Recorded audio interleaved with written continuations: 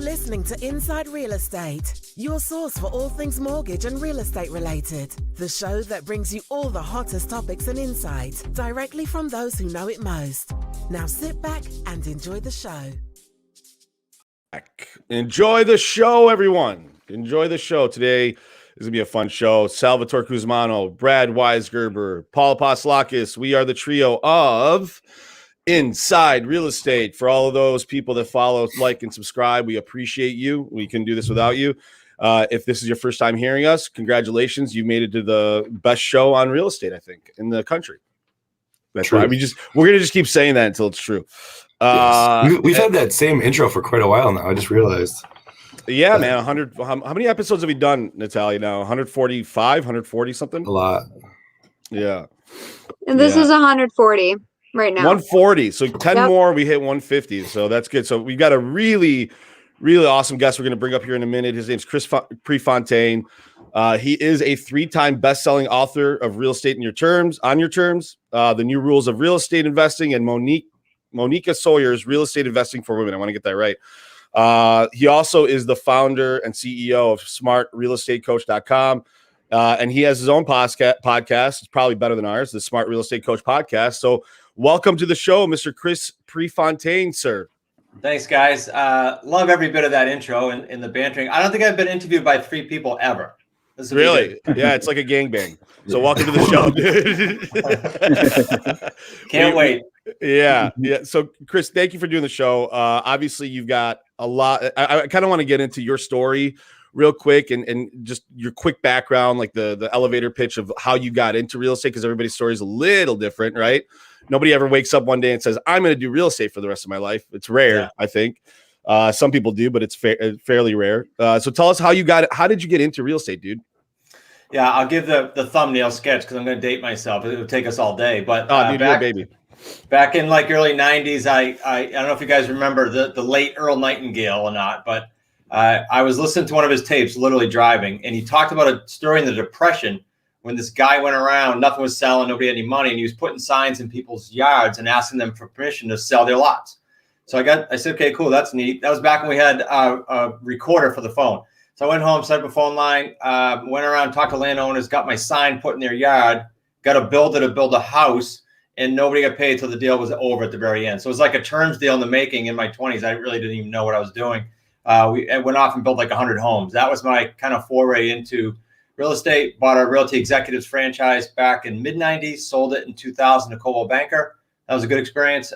From then, we built up coaching all around U.S. and Canada, and unfortunately hit the Great Debacle in 08. I talked about that. I like the way you put that, the Great Debacle. I love it. We all, I'm sure everyone who's in real estate then got beat up in some shape, form, or fashion. Yeah. So I got beat up big time. That caused me, though, to get to today, to re-engineer everything we do. Don't deal with banks again, so they can't come knocking on your door. Don't sign personally, and buy everything on terms. Lease purchase, owner financing, and subject to. That's what we do to this day. So we do it ourselves, and we coach people all around North America. That's the short thumbnail. That's awesome. I'm sure there's a lot in between there, but that's a really good summary for us. I appreciate that. Now, you keep saying this thing, and I want the audience that may be a little more layman to understand what you mean. But first, let me just go back. You're buying on terms. That's what I want to talk about. But you also, you basically created that. You took something that wasn't really yours and brokered a deal and made money off of it, right? That's kind of like what you did initially to start. So tell us about terms. How do you buy and sell on terms? Sure. So again, we'll keep it basic. You guys can have me dive into any part of it, but sure. Lease purchase and owner financing. Lease purchase is great for new people because all we're doing is we're putting, let's say, Sal, it's your property, and we're putting this under agreement, and we're doing it with like a $10 deposit. That's what's built into our agreement, $10. And it says essentially we make it contingent upon finding our buyer, so we don't have to take on any payments up front. But it says essentially once we're ready to fill that home with our tenant buyer, we're going to start paying Sal's underlying debt if he has some. And that's our lease payment, the mortgage payment directly to the mortgage company. Then we're going to collect that plus some on a spread from our buyer while they're in the home. That's just one payday. There's 2 other ones. There's 3 paydays to every deal. First payday is non-refundable down payment. Second is the monthly spread. And third is the back end. So we've actually trademarked that. It's a very cool system for cash flow. That's interesting. And you said something interesting about the Great Debacle. You had to retool, reconfigure, redo things because you were probably working with a lot of banks, like you said. And we know real estate agents that did really, really well during that time because they were working with the banks. But now they haven't really found a great way to retool, to your point, right? So how do you go from product A and then realize very quickly that you've got to change your whole kind of scheme of attack? Well, that when the pain is that much, like I'll give you an example. I had 23 properties, and 22 of them, if not 23, I think I might have saved one, was going through either a short sale or foreclosure or liquidation of some sort. That process took like 3.5, 4 years. From February of 8 to February of 12, that was my job, doing that work in that portfolio. So that pain, I said, okay, if we're ever going to go back into real estate, what's it look like? What's the box look like of rules? And it was don't deal with banks, don't sign personally, don't borrow, just everything on terms. And that's how it was designed. And then the 3 paydays came sort of later. We designed that 3 payday system. It's really interesting, Sal and Brad, and you guys can chime in, but there's just every time we have a guest on the show, there's just so many ways to make money in real estate. You know what I mean? Well, it's always different. It's crazy. I think everyone thinks you need a mortgage, or you need, like if you wanted to invest in real estate, you need, hundreds of thousands of dollars. But, like you said, between terms and, creative financing, there's a whole bunch of ways to own a home or get a piece of the action out there. So what were you, so on the 3 paydays, the first, the second, and then you said the third on the back end, what do you mean by that? Okay, so most of our properties, because there's always exceptions to what I'm saying, I'm trying to be basic for the listener to just grasp initially. Yeah. For most of our exits, we're going to exit on a rent to own, especially during COVID, when there are some great buyers with great credit, but the banks push their limit up a little bit too high, so they need time. That's all they need. So the first payday is down payment. They put a non-refundable down. They were ready to buy a house. Banks pushed them out of the running for now, but they need more reserves or more cash or a little bit better credit, and that's okay. We'll help them get there. Payday 2 is the monthly spread between the outgo to the owner or the bank directly, depending on what kind of deal. Payday 3 is not just the markup on the home we did, but all of the principal pay down on the term of the deal. We capture all that, not the seller. Oh. So our average, that's a biggie. Our average is in our family team is like 75 grand per deal, all 3 paydays. Our students range from like a low of 45 to a high of 250,000 on some higher end areas. They're killer deals, and they take some time, but they give you cash now, cash later, and long-term cash. That's ideal. That's interesting. In that case, right? Like with the seller, like what type of position? I know this is a broad question, right? But like, what type of seller is ideal for that deal, right? Because it's a very good question. Someone who's maybe underwater a little bit, right? Maybe bought their house with minimum down, or bad credit, can't buy another home. I mean, what does it look like? That's a good question. Very good question. Different categories. So we do deal with some stressful people and we would position that as a subject to deal because we can buy the house right away, right, and have title. But that's not the norm for us. The norm is dealing with free and clear sellers who aren't hurting financially, who just want the best price or the best tax structure or estate planning, like my office building. I'm at home today, but my office building's 5 minutes away. That gentleman owned it, free and clear. He's a big landowner in the area. He wanted to do owner financing. So we structure owner financing. When we structure owner financing, we do principal only monthly payments. So all that just to say the owners aren't always stressed. Then you have another category where we do the lease purchases where people say either, yes, I need debt relief, COVID hit me or whatever, my job, or I just want the most money out and I'm willing to wait. So it's really easier to say, who does this not fit? And I literally say this to the sellers. If you need your cash out, if you have any equity, if you need that out to go buy another home for your family like tomorrow, we're not the buyer. If you have time, then we are the best buyer. You're not going to have a realtor fee. You're going to get every penny of your equity out. So if Paul said, well, my house is worth like 3 and I owe 250, but I couldn't sell it, I'd say, all right, Paul, I'll give you your 50 grand, but I'm going to give it to you at the end of the term. So I'm going to need some time here, 3, 4, 5 years, whatever I structure. Yeah. I know if that makes sense. Does that change right now when it's so easy to sell a house? Great point. So here's the deal with that. It just means 2 things. It means we're not calling FSBOs. They're selling like 14 days. We're just not calling them. Yeah. And if we are, it's more to cultivate for the future for when the market shifts, because it's bound to shift, and then we'll have them. Yeah. Expired listings are big, believe it or not. In every market, there's expired listings, right? You guys know there could be overpriced functionality. Something's weird with it. And so we're going to have, right. Yep. And third is the free and clear market. My son-in-law just called me and said, hey, we're dropping 1,200 postcards, which we usually don't do. We usually call. We're dropping 1,200 postcards to this county where there's that many free and clear properties. There's a third of the properties in the United States, roughly, are free and clear. That's a big pond to fish in. Those are some cool people to deal with in their off market. Yeah. So, yeah. I guess for, just the average listener out there, right? Like, so in Paul's situation, he owes 250, house, is worth 300, but he doesn't want to pay all the commissions and whatnot. So you would put together a purchase agreement essentially for 300,000, but by the end you may actually sell that for 350, right? Yeah, and two things you said. Making the spread. Yeah, two things you said they're super important. So the conversation with Paul will go like this: instead of sale price, when we're talking a lease purchase, we call it a sandwich lease. You can do it everywhere but Texas.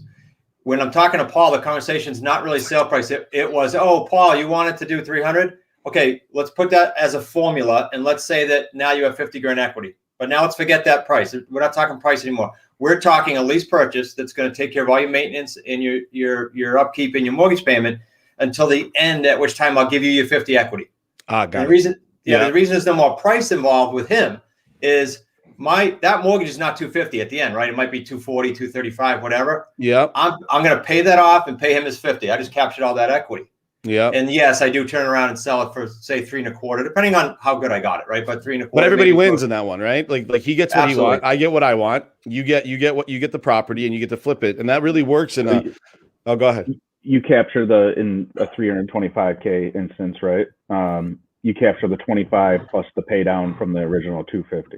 Yeah, that's payday 3. It's a nice one. So payday 1's good. Average is like 20 something grand. Payday 2 average is like 300 to 1,000 a month. But payday 3 is the rest of the 75 grand. It's hot and heavy. It's a good one. So are you renting the property until you sell it, or are you doing a lease to own with a renter, or what's that middle ground look like? Definitely rent to own, Brad, so that I'm specifically not dealing with a tenant. Nothing against tenants who are listening. I was a tenant when I went through my trouble. The problem is the tenant mentality is much different than the buyer mentality. So my conversation with you, Brad, if you're a buyer, is, hey, Brad, okay, listen, we brought you through all the qualifications. You should be mortgage ready in this many months. That's what my pre-screener told me. But you got to do ABC. You got to save more, fix your credit. You got to follow the rules. And then, Brad, I'm not a landlord, buddy. You're gonna fix the house, take care of the house, and capture equity with the house because your price is locked in, just like you're a buyer. That means you pay me first. I'm the bank, even though I'm not. You're gonna treat me like a bank. I'm training you to become mortgage ready and to get used to that. That's the conversation we have. So who holds a note right now? I hold the note still, right? You do, right? So I hold the note. I potentially, let's say I'm free and clear. Then it's not really hurting my opportunity to buy another house, right? Now, if I want to buy another house, if I'm getting rental on that property, is that set up in a way where we can use that for the qualifying for the new mortgage? Okay, very open-ended the way banks deal this, as you guys probably know. So I say to the sellers, look, you got to shop it because it's likely that the local banks might have a different criteria than a national. For example, they might say to Paul, hey, Paul, I need 6 months of seeing this lease purchase pay your mortgage, or I need a year. Or I can do it right now, but I can only count 75% of it. They're all different. And if you have a great relationship, you could probably get it 100%. It's just a matter of how quickly. Yeah, I think 75% is our rule, right, guys? If I turned around and turned my house into a rental today, we can use 75% of that for the qualifying. Yep. So that's an interesting concept. So me now I'm getting rent basically. Am I getting the full amount, or am I just covering my payment? And again, exceptions to everything, right, Paul? But in most cases, I want to pay the bank directly, and that's all I'm paying, unless it's some astronomically low payment, and you're going, come on, I got to get something. But usually, I'm just paying the mortgage payment because I don't want. I can't have. We have 50 or 60 properties. Our students have another 60 or so. I don't want anyone worrying about did my seller make the payment or did they not, and put my buyer at jeopardy. Yeah. You want to control that. That's interesting. And how do you handle the sellers, because they're still on the note, right? They still own the property. They could get foreclosed on if you don't make the payment. How do you put them at ease for that? Just give them just give them the online. We share the same online account, right? So they have accountability. And then if it's paper statements, I gotta just mail them in to them. That's all. Got it. So you guys have an agreement where we'll keep the payments on time. Blah blah blah blah. That's really interesting. So now what if the buyer doesn't pay? We're obligated to pay, Sal. So we had 2 during COVID out of 60, not too bad, but we're obligated to pay. So you got a couple different options there. You can call the owner. I've done this way back when we started, when we didn't have as much leverage and cash flow. I called them and said, look, it's going to probably take me 2 or 3 months to fix this or resell this if that was the case. How about you take 1 and I'll take the next 2? They were fine. But in most cases now we're a little bit bigger. We just continue to make the payment and work something out with them or get them out and resell it. There's all kinds of You're like a mortgage servicer. Even if they don't pay, you're on the hook to a degree, right? In a sense. Yeah, in a sense, I mean, it just comes off the bottom line of the deal, right? Well, yeah, so you put enough money in payday 1 away. Like I had a student in California, Mike had his first deal, got like 30 grand down. He put like 10 grand in the bank, super conservative guy, just had gone full time. The guy gets arrested for illegal marijuana and the wife passes away like within 6 months of this deal. Very odd, but life happens. So these are the things that like 5% of the time this happens. He had the money. He did a dump stuff for $700, paid 2 payments, resold it for a great deposit. You know, so you can pivot if you're planning. You can pivot. Yeah, you've got options. You're holding something that you can actually turn around and sell. Yeah, don't spend it all. When you said that the buyer is building equity as well during the process, right? Explain that, right? Because I guess just on first glance, right, essentially they're just making the mortgage payment, right, plus the spread, which is going. Yeah, so let's use Paul's house that we did. We'll stay on that same example for the listener. Let's say I sell it to Brad as the buyer for 3.25. If the market's flat or going up, like any other buyer, Brad's fine because he's going to get some uptick in the equity. So when he goes to buy that, he's walking 3-4 years away, right? So yep. All right. Now, if it goes down, because the conversation goes up with buyers, if it drops, it was still when we were doing these in 12 and 13 before it started rising. Then my conversation is, well, Brad, if you buy a house tomorrow, it doesn't matter what the market does. You bought the house. You're a buyer. Do you come into situations where there's 3 years ago they and mind you, I'm sure that's been hard over the past few years with the way values have gone, right? But now let's say you sell a house at what could or may not be the high end of the values, right? What do you do in 3 years when potentially, let's say that 325 house is worth now 300 or 280? Yeah. What do you do? Yeah, a couple options. Again, so many ways to pivot in these. So the way the agreements are written, let's deal with buyer, then we'll deal with seller.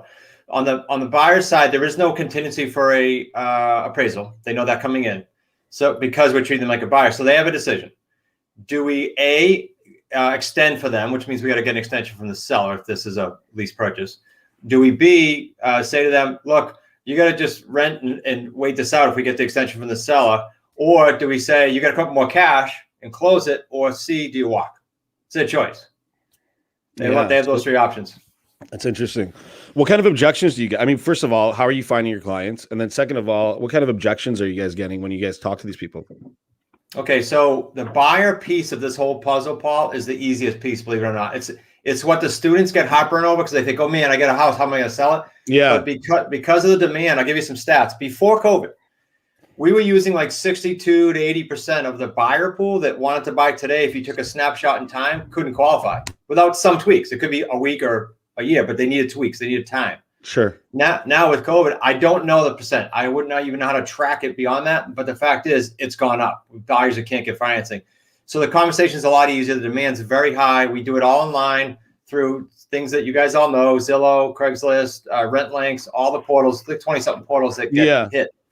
It's no different. We're just looking for a buyer that's been delayed or thought they lost hope versus a renter that someday hopefully could buy and have the stream and no down payment. We don't want that. It's funny, Chris, because we generate a lot of leads, right? And we're probably pretty snooty with our qualifications at our shop because we want to have, good fuel in our engine, if that makes sense. If we start putting in lower tier buyers that might not qualify or go through the whole process, it's not good for our reputation. So we try to stay away from anything that's a little hairy, if that makes sense. Right. Yeah. Just to be safe and protect our reputation more than anything.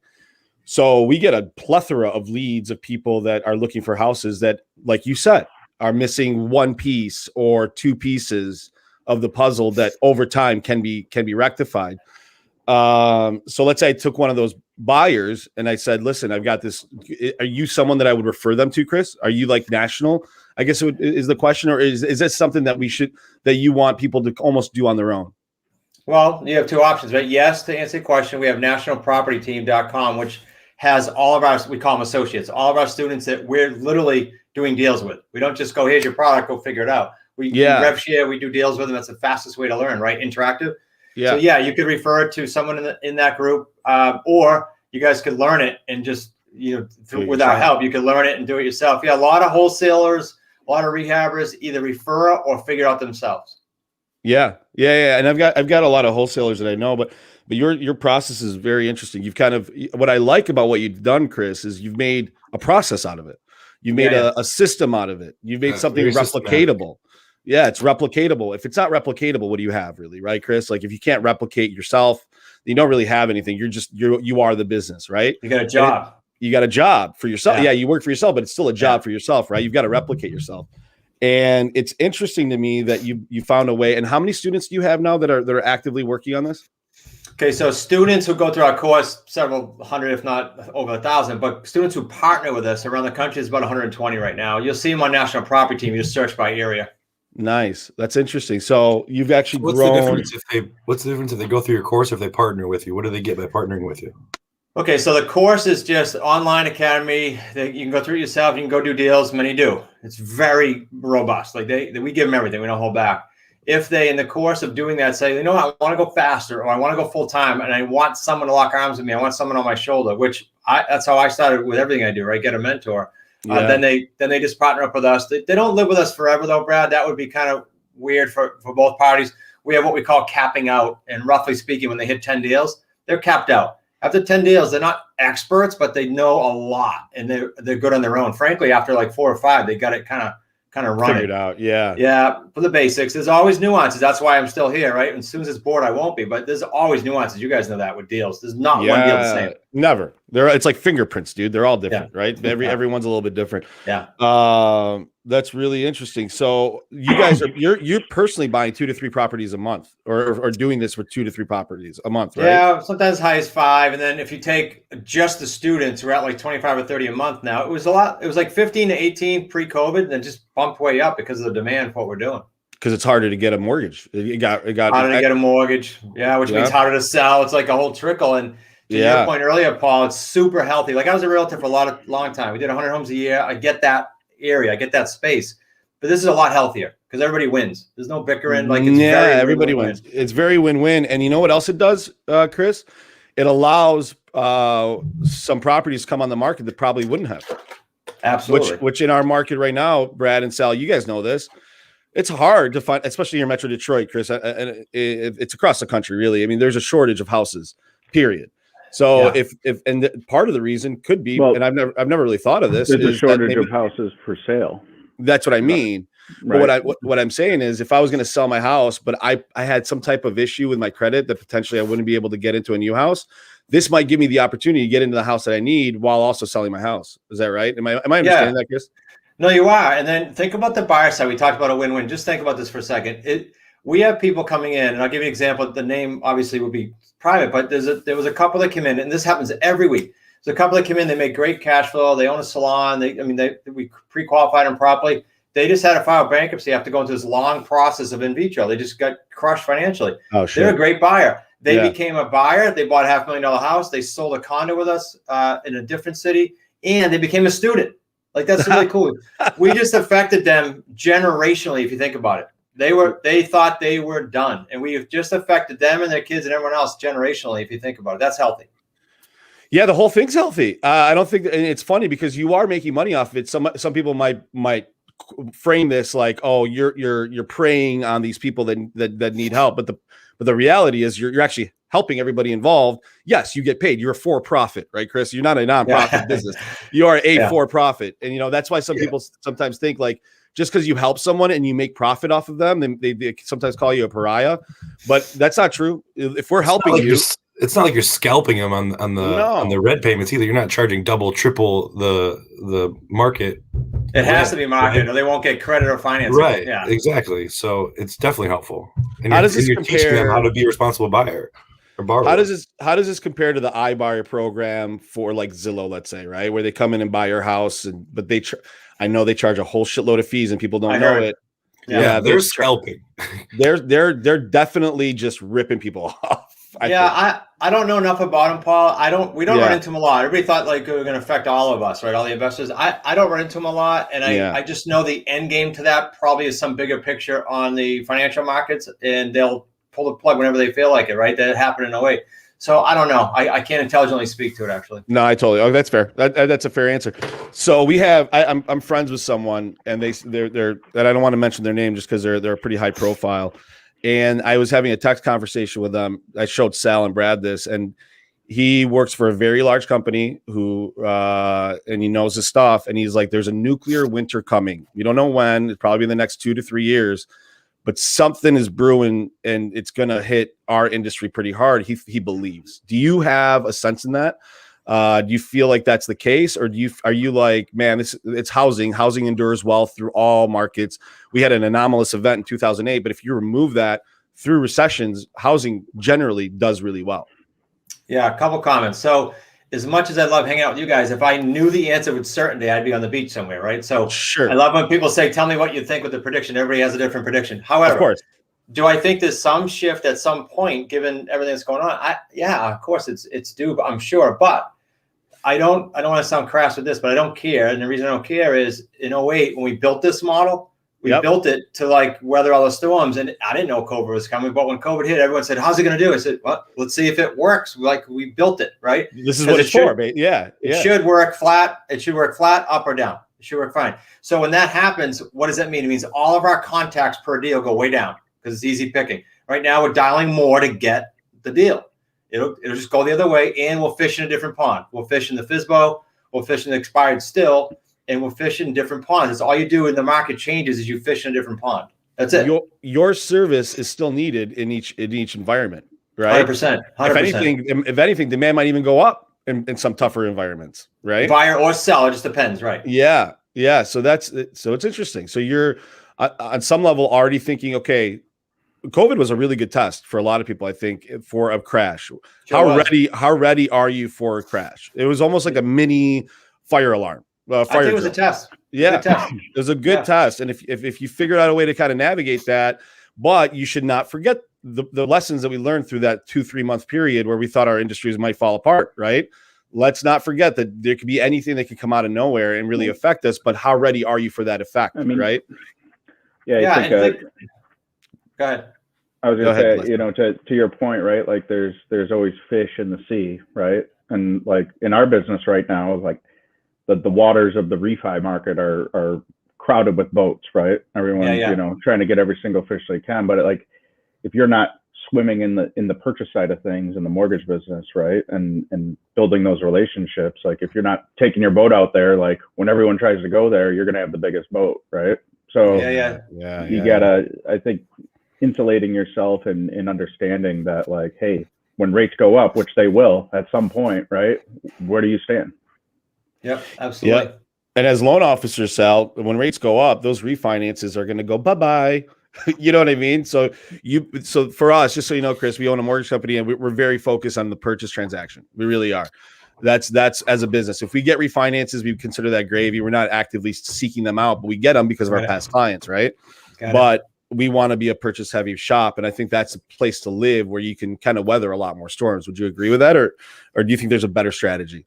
No. I like it. I tell you, I like you more than just the thought of the strategy. I like the fact that you guys are niched like that. So many people think I got to cast this huge net and do everything. No, you'll get less business, not more. It's just that people just have that lack. But when you niche like you guys have, you get more.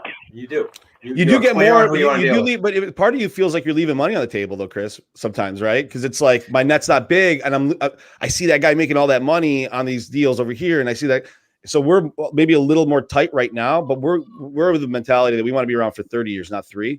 You know what I mean? So when you have that mentality, like doing the right things becomes a lot easier instead of just being greedy, right? I think so, yeah. Because look, I could say that in my area too, right? We're both in real estate, but if you take the investment world, how many shiny objects are there in the investing world? Oh my God, dude!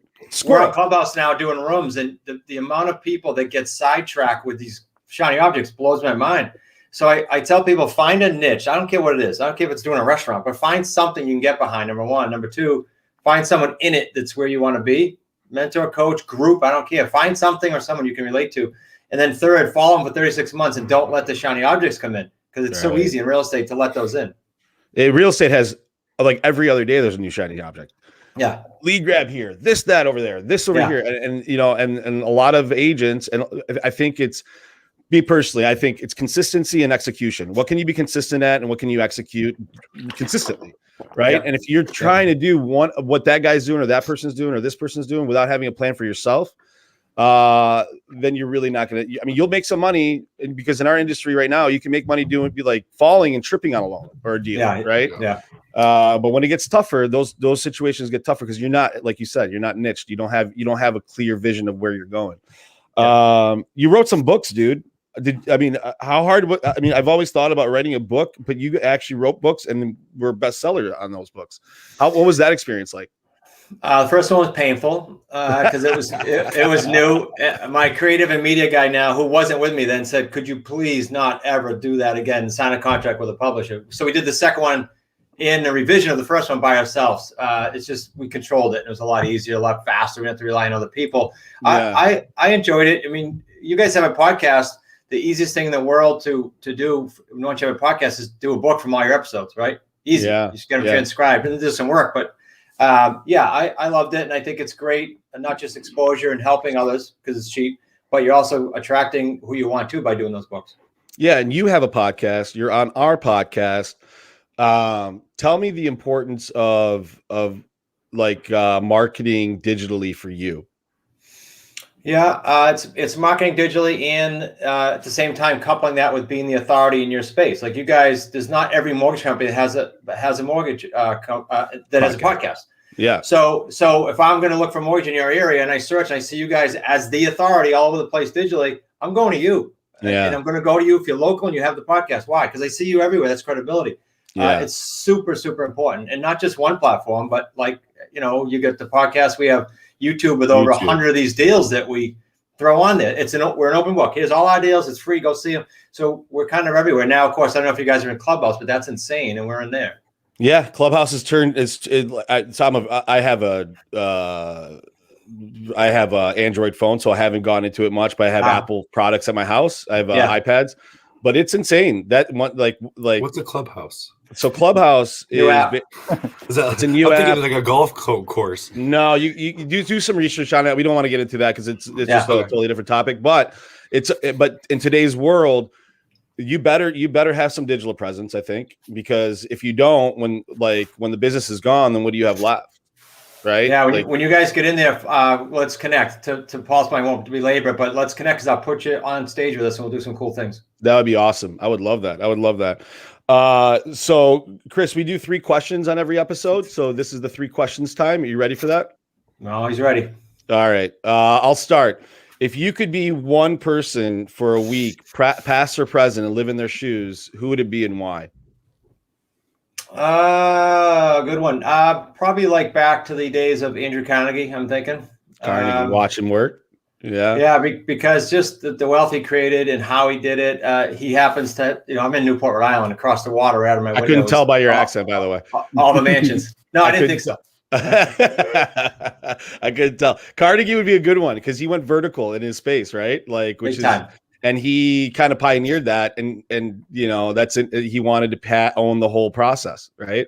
That's right. And it's kind of, I'll be honest with you, I look up to that guy because I want to own the mortgage process from start to finish. I don't want to be relying on anyone. I want to have the best system internally. That's where our head is. We want to be like the Apple of lending. We want to have a really good process and system that endures time, right? And it is. So yeah, that's interesting that you said him. Where are you guys? What state are you guys in? So I know that. I should know that. We're in Detroit. We're in Metro Detroit, Michigan. Detroit's not a state. We're in Michigan. I said Metro Detroit, Michigan. Yeah, well, we're in Michigan, but Michigan's a big state. There's the UP. Brad's from the Upper Peninsula. It's a different country, really. The Upper Peninsula. You can tell by the way he looks. No, that's good to know. We'll get to send some business, so we'll connect. Yeah, man. Yeah, for sure. No, I love this. I love doing this stuff. I love connecting with people. Okay, next question. You guys got a question for Chris? Yeah, if you had to pick a life entrance song, like a WWE wrestler, and every time you walked into a meeting or an event, I like this song had to play for your entrance, what would it be?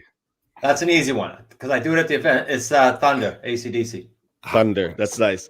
I would do the do. That's a good one. Yeah, that's what I would do. Because that's what the Pistons always walked into, and I like that.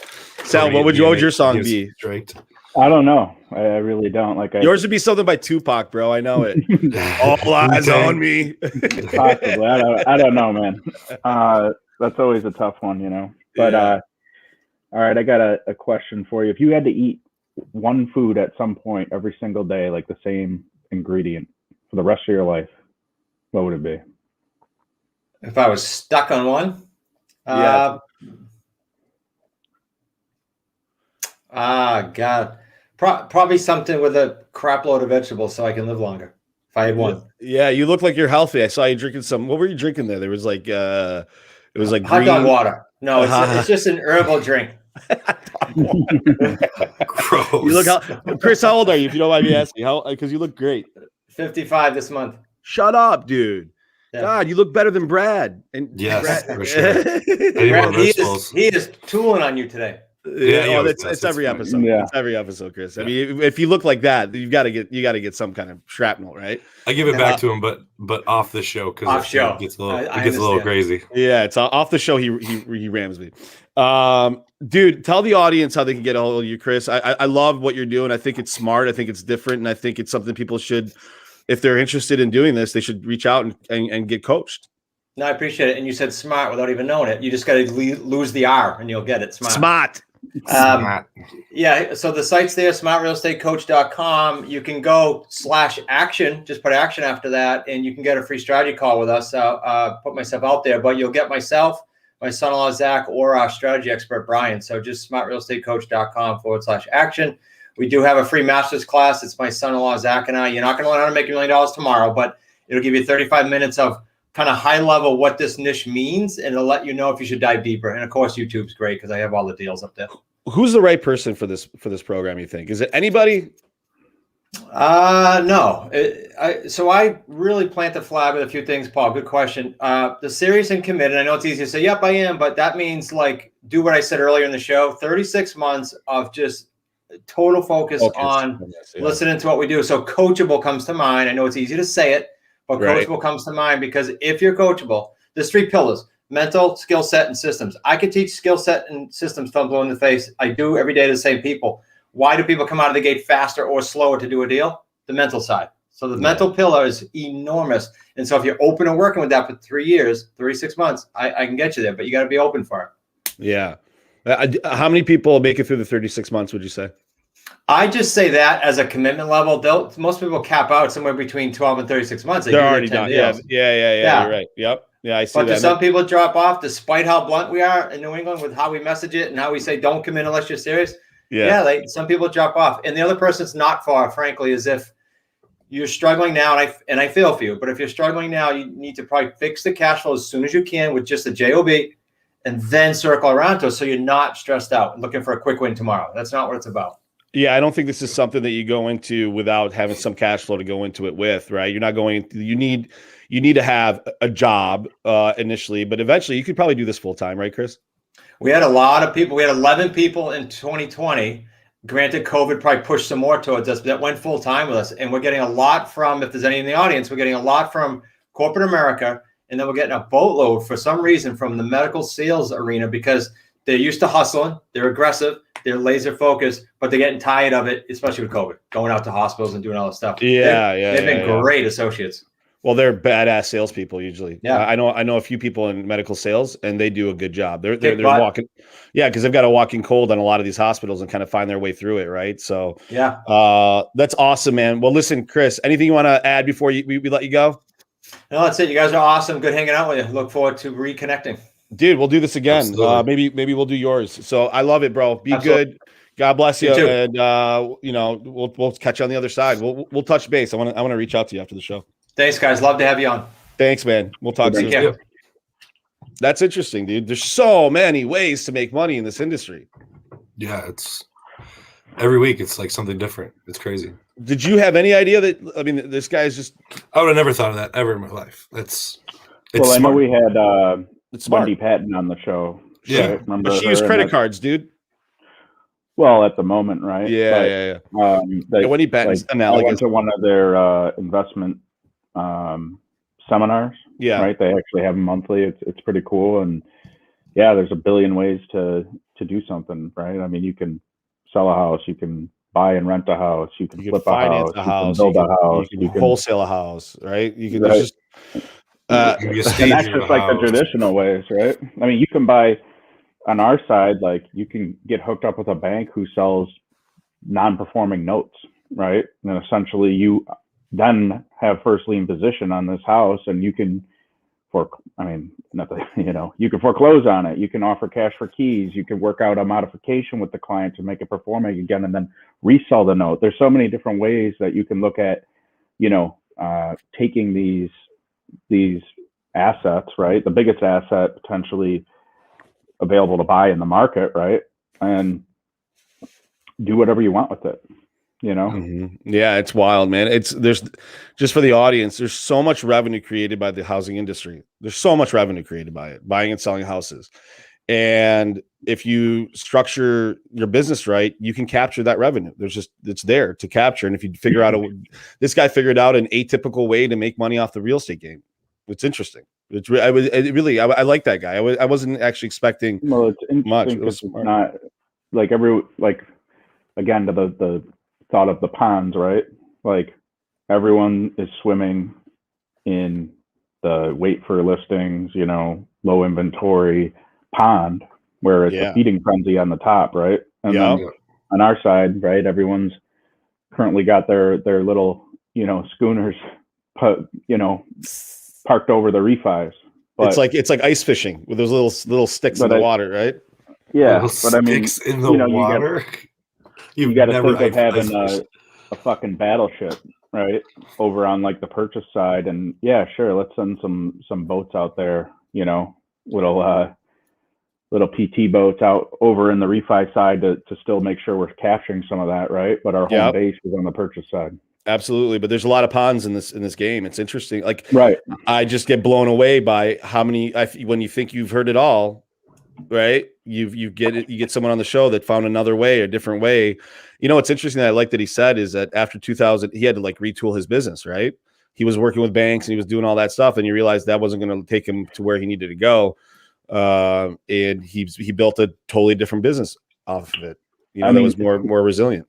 Think of, not to get like too deep into history and whatnot, but think of like the rebellions and the battles and the wars that people have had in, like, let's say like Europe, where are we going with this? Just like how free we are to own and sell and do all this shit with land. I mean, it's crazy that, like you can't do this in some other countries, right? The government owns a lot of the land. Like, crazy. Like the opportunity. Yeah, you can buy a lot of land here. I mean, there's some land you can't buy, every national state forest, Indian reserve, like stuff like that you can't buy. But like, we are free. We are fairly free to buy whatever piece of property we want. And we own that. We own that asset. You can't take that away from us. Our system, when you go to Greece, the reason that our system works in the way that it does, you can buy properties in other countries. You don't have access to capital like you have in the United States. That's the difference. In Greece, you don't have Fannie Freddie guaranteeing these loans. You have banks lending real money that is much more tangible instead of having them secure. They're not securitized. They're not any of that in Greece. Maybe a little bit is done of that. That allows us, the securitizing of the mortgages allows us to lend money exponentially on these properties. If lending or if capital dries up, that's the most dangerous thing to housing. That's what happened in 2008 is money dried up. There was no money to be lent to homes because they were all going foreclosed and nobody wanted to lend money to homes because they were so dangerous, right? So that unfortunately keeps our economy going quite a bit.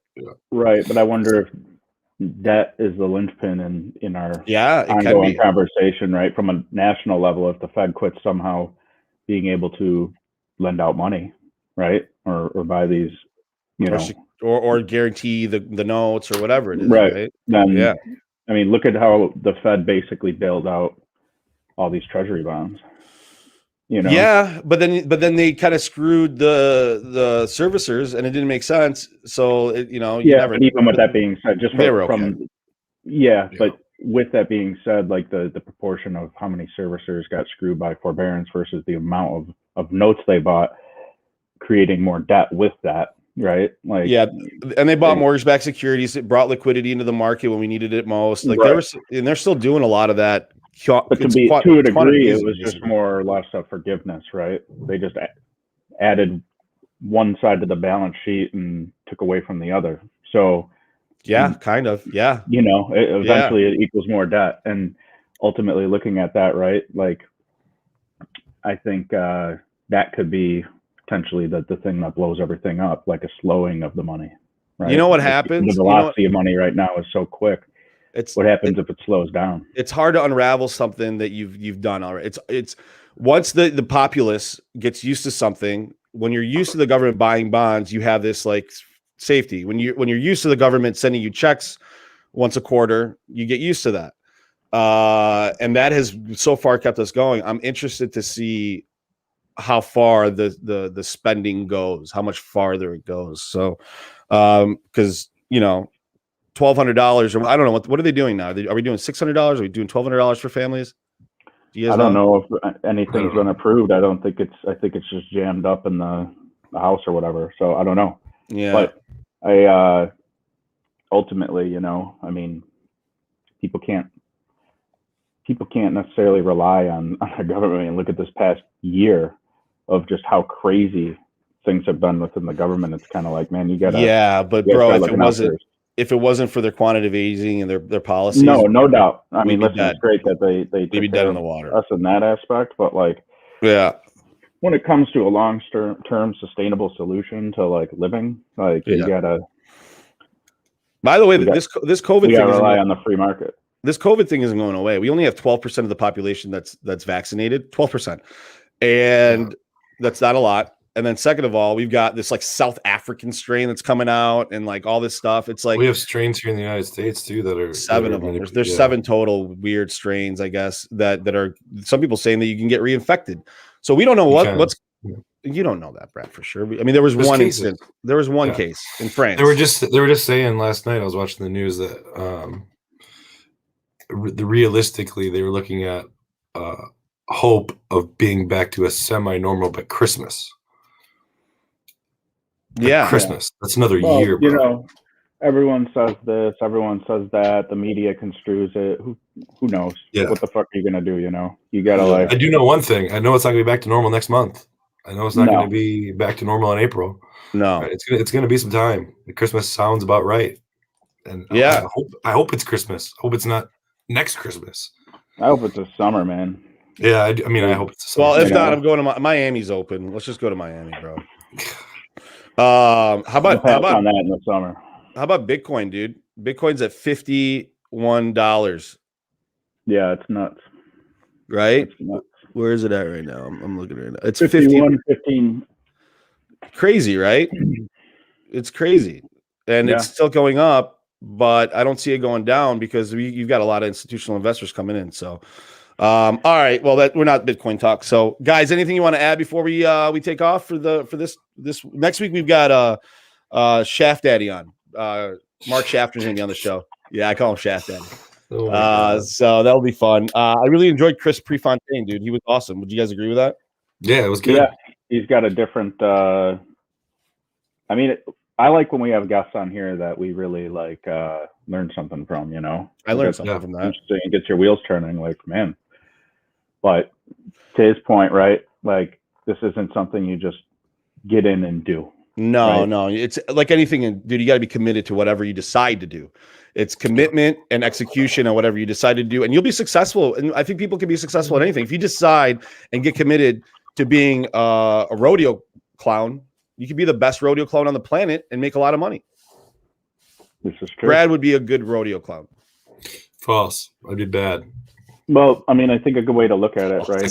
I'm not nimble like those clowns are. Yeah. I'd get destroyed by the bull. Sal, what was that? I think a good way to look at it is, it's easy to like say, oh yeah, motherfucker was flipping burgers or something like that, right? And in your head, you think like, low paid, like low life, right? And then you look at like some of these people who I have like crazy awesome burger restaurants that are probably, that can basically, back in the day it was like, oh, you're not going to college, you're gonna be an electrician. Right now electricians are making bank, right? Because there's such a shortage of them. So anything, I believe, and I believe this wholeheartedly, there's a place for everyone in every like industry. And then if you decide to be great at it, you just have to work at it and be great at it and be a professional. So, all right. Oh, go ahead, Sal. Do you have more? Nope. All right. Well, we are good to go. For all our listeners that stood through this whole show, I appreciate you listening to the show. Please go to your favorite podcast app, like, share, subscribe, hit the notification bell so you don't forget or don't miss an episode if that is so what you wish. If you didn't like the show, as always, go fuck yourself. Have a wonderful week. We'll see you next week. Bye-bye, guys. You've been listening to Inside Real Estate, the nation's top real estate podcast. Don't forget to follow us at irepodcast.com and everywhere where podcasts are available.